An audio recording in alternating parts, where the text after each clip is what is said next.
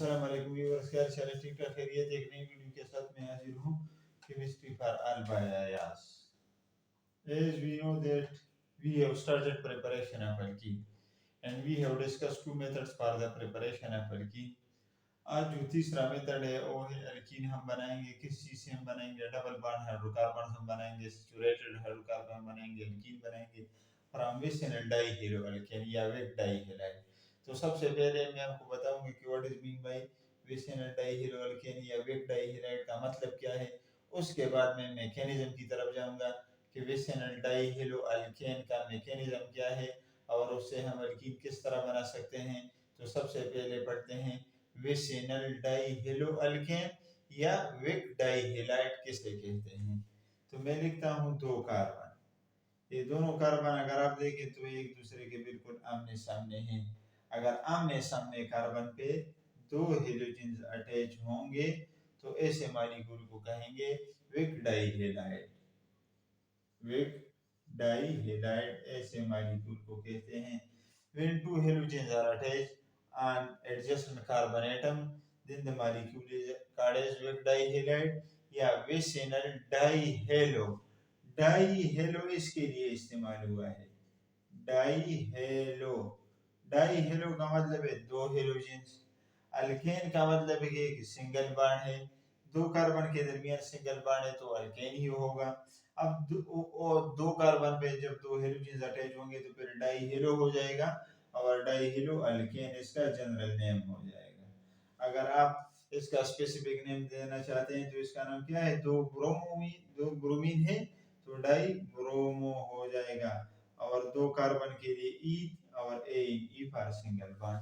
So that is called as vicinal dihaloalkane या vic dihalide. When two halogens are attached on adjacent carbon atom, जब adjacent carbon atom उन carbon atom को कहते हैं जो आमने सामने होंगे उनको हम adjacent carbon atom कह सकते हैं। तो फिर इन दोनों कार्बन को क्या कहते हैं? इन दोनों कार्बन का एक खास नाम है और इन दोनों कार्बन को कहते हैं vicinal carbon. Vicinal carbon are those carbon atoms which are adjacent to each other. They are called as vicinal carbon. And if we attach two halogens on adjacent carbon atoms, हम इनको क्या कहते हैं? adjacent carbon atoms. अगर adjacent carbon atoms पे दो halogens attach हैं तो ऐसे मॉलिक्यूल को कहते हैं विसिनल डाइहेलोअल्केन। अब अगर मैं एक कार्बन पे दो या दो से ज्यादा हेलोजेंस लगाऊंगा, यहाँ पर मेरे पास दो हेलोजेंस एक कार्बन पे अटैच है, तो अगर सिंगल कार्बन है और उस पे दो हेलोजेंस अटैच हैं तो उस कार्बन को क्या कहते हैं? उसे कहते हैं जिमिनल कार्बन और ऐसे एल्केन को कहते हैं जिमिनल डाइहेलोअल्केन। जिमिनल डाइहेलोअल्केन। लेकिन अगर दो कार्बन है और एडजेसेंट है, आमने सामने है, उन पे दो हेलोजेंस अटैच है तो फिर उसे कहते हैं विसिनल डाइहेलोअल्केन या विक डाइहेलाइड भी कहेंगे। दोनों कार्बन को विसिनल कार्बन कहेंगे। सिंगल कार्बन पे दो हेलोजेंस अटैच होंगे तो फिर सिंगल कार्बन को जिमिनल कार्बन कहते हैं और उस हेलोअल्केन को कहते हैं जिमिनल डाइहेलोअल्केन। डाइहेलो का मतलब है दो halogens, alkane mean single bond. तो आइए अब बढ़ते हैं और हम पढ़ते हैं mechanism of the reaction by which we can prepare alkene from weak dihalide or vicinal diheloalkane। मैंने विसिनल भी बता दिया, साथ साथ जिमिनल भी बता दिया। ठीक, अब जो है we will discuss the mechanism by which we can prepare the alkene from vicinal diheloalkane। अब गौर से आप देखें और ये मैकेनिज्म इंशाल्लाह आपको क्लियर हो जाएगा और बुक में ये मैकेनिज्म आपको नहीं मिलेंगे। सेकंड ईयर के जितने स्टूडेंट्स हैं उनके लिए बड़ा करामत साबित होगा। अब मैं क्या कहता हूँ? मैं विसिनल डाइहेलोअल्केन लिखना चाहता हूँ। अब ये आप और से देखें, ये एक कार्बन है, ये दूसरा कार्बन है और दोनों आमने सामने हैं, दोनों पे दो हेलोजेंस अटैच हैं तो इनको क्या कहेंगे? डाइहेलो अल्केन कहते हैं या इसका नाम दूसरा है विक डाइहेलाइड भी कहते हैं। ठीक हो गया। अब क्या हो जाएगा, अब ये हो जाएगा कि इसके साथ जिंक रिएक्शन करेगा। जब जिंक रिएक्शन करेगा तो क्या होगा, सबसे पहले तो मैकेनिज्म की तरफ अगर हम बढ़ते हैं तो मैं डायरेक्ट अगर लिखता हूं तो प्रोडक्ट अगर इसका मैं बनाना चाहता हूं तो मैं ये लिखूंगा CH2 double bond CH2 plus zinc bromide. ये तो मैंने रिएक्शन लिख दिया, अल्कीन मेरे पास बन गया। अब इस रिएक्शन का मैकेनिज्म हम करते हैं कि इस रिएक्शन का मैकेनिज्म क्या है, किस तरह ये रिएक्शन कंप्लीट हुआ है। तब मैकेनिज्म की तरफ बढ़ते हैं और मैकेनिज्म में चूंकि जिंक यहाँ पर रिड्यूसिंग एजेंट के तौर पे यूज हुआ है तो पहले स्टेप में क्या होगा, जिंक 2 इलेक्ट्रॉन लॉस करेगा और जिंक पे +2 चार्ज आएगा। ये मेरे पास पहला स्टेप हुआ है। जिंक रिड्यूसिंग एजेंट है और रिड्यूसिंग एजेंट का मतलब क्या है, इसके लॉस इलेक्ट्रॉन। ओके, अब दूसरे स्टेप की तरफ बढ़ते हैं और दूसरे स्टेप में मैं विक डाई हैलाइड लेता हूँ।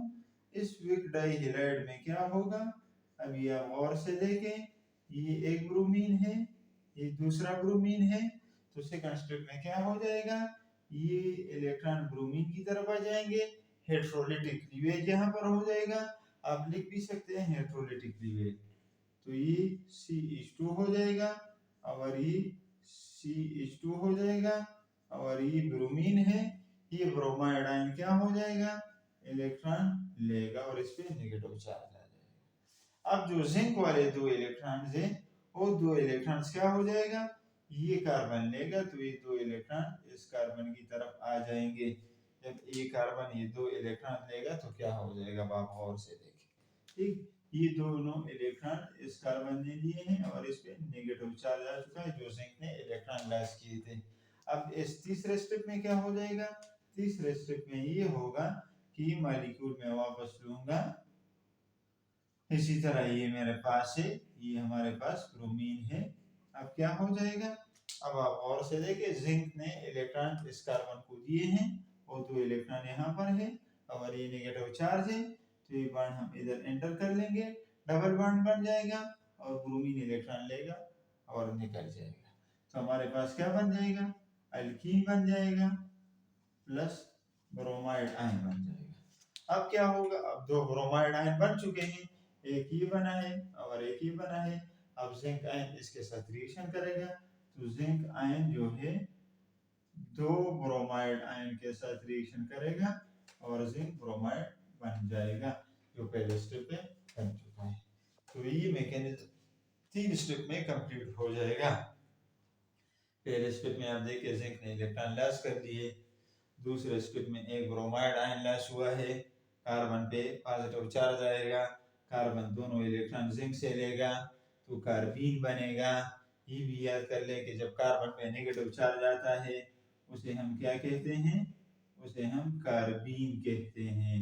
अब कार्बीन अपने आप को स्टेबलाइज करेगा, स्टेबलाइजेशन के लिए दोनों इलेक्ट्रॉन यहाँ पर शिफ्ट हो जाएंगे, डबल बॉन्ड बन जाएगा, तो carbene will be stabilise with the help of the promotion of electron from this carbon। so यहाँ पर alkene बना है और bromide ion has released and that reacts with the zinc, so zinc bromide has been formed। so this is the mechanism by which alkene is formed with the help of vicinal dihalide। सिर्फ ये एक reaction नहीं है, you can write thousands of reaction, लेकिन mechanism यही एक होगा। इसी मैकेनिज्म के जरिए अल्कीन बनेगा। इस मैकेनिज्म में अल्कीन बन सकता है with the help of 3 steps. आप कोई और रिएक्शन लिखना चाहते हैं तो वो भी लिख सकते हैं, बड़ा आसान रिएक्शन है। अब ये एक और रिएक्शन लिखते हैं विसिनल डाइहैलाइड के लिए, ताकि आपको ये मजीद क्लियर हो जाए। ठीक है, अब देखें और मैं आपको किस तरह मैकेनिज्म लिखवाता हूँ। यहाँ पर मैं लाइन खींचता हूँ ताकि ज्यादा आ जाए। अब मेरे पास ये R है और यहाँ पर मैंने लिखा है CH है, CH2 है, यहाँ पर CH2 है। ठीक हो गया, यहाँ पर मैं ब्रोमीन लिखता हूँ, यहाँ पर भी मैं ब्रोमीन लिखता हूँ, तो ये मेरे पास डाइहेलो अल्केन बन चुका है। ठीक, डाइहेलो अल्केन जब मेरे पास बनेगा तो क्या हो जाएगा, अब इस तरह है कि ये मेरे पास एक हाइड्रोजन होगा क्योंकि फिर बॉन्ड ज्यादा हो जाएंगे। ठीक है, अब क्या होगा, अब इसके साथ अगर जिंक रिएक्शन करेगा तो प्रोडक्ट्स में अब क्या लिख सकते हैं, अगर मैं नीचे एरो दूंगा तो यहाँ पर मैं बना सकता हूँ। तो अगर दोनों ब्रोमीन में यहाँ से निकालूंगा, जिंक इलेक्ट्रॉन लॉस करेगा और वो कार्बन को देगा, यहाँ पर डबल बॉन्ड बनेगा RCH डबल बॉन्ड CH2। ये मेरे पास एल्कीन बना है। अब ये किस तरह बना है, मैकेनिज्म की तरफ चलते हैं। मैकेनिज्म में जिंक क्या करता है, जिंक 2 इलेक्ट्रॉन लॉस करेगा, जिंक पे +2 चार्ज है। अब इस डाइहेलो अल्केन को आप ले, ये पहला स्टेप है। दूसरे स्टेप में डाइहेलो अल्केन आप ले, ये मैंने डाइहेलो अल्केन ले लिया है।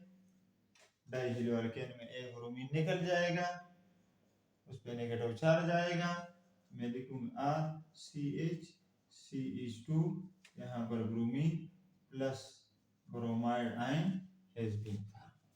अब जिंक वाले 2 इलेक्ट्रॉन ये कार्बन गेन करेगा, जब गेन करेगा तो क्या होगा, RCH है, सिंगल बॉन्ड है, CH2 है, यहाँ पर ब्रोमीन है और 2 इलेक्ट्रॉन जो जिंक ने लॉस किए हैं और इस कार्बन के ऊपर आप लेके जब कार्बन इलेक्ट्रॉन लेगा तो उस पर नेगेटिव चार्ज दिया है। ठीक, अब ये अपने आप को स्टेबलाइज करेगा तो इलेक्ट्रॉन एंटर होंगे, डबल बॉन्ड बनेगा, ये ब्रोमाइड आयन बाहर आ जाएगा।